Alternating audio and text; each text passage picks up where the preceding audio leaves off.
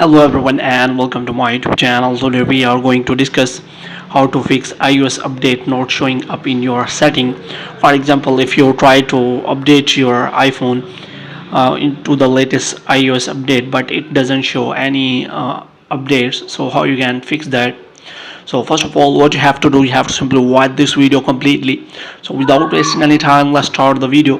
First of all, what you have to do, you have to check whether your iPhone is connected to internet, which means you have a proper Wi-Fi connection.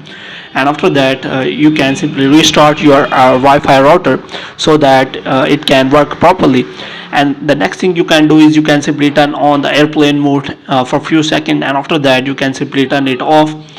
And the next thing you have to do is you have to simply click on settings, and after that what you have to do, you have to simply click on general, and after that you have to scroll it down until you find the option of transfer or reset iPhone. So here what you have to do, you have to simply click on reset, and after that you have to simply reset your network settings.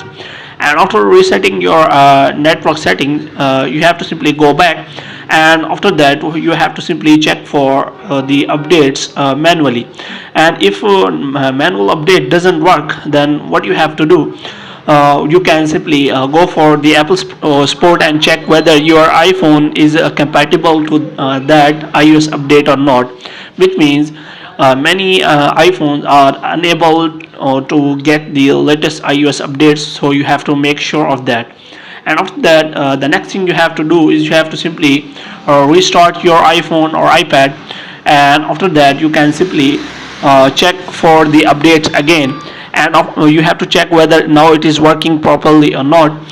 For this, what you have to do, you have to again click on settings, and you have to click on software update, and you have to check whether it is available or not.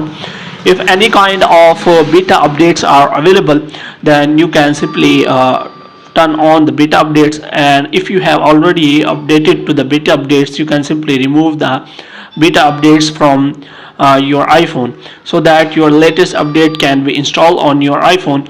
And after that you can simply do all the necessary setting to solve the problem. If the problem is still there, then you can simply open the Safari and go to the Apple Sport and ask the question about your problem, and there are many discussions available to the latest solution. So hope you have liked this video. If you want to get more videos like these, you can subscribe our channel.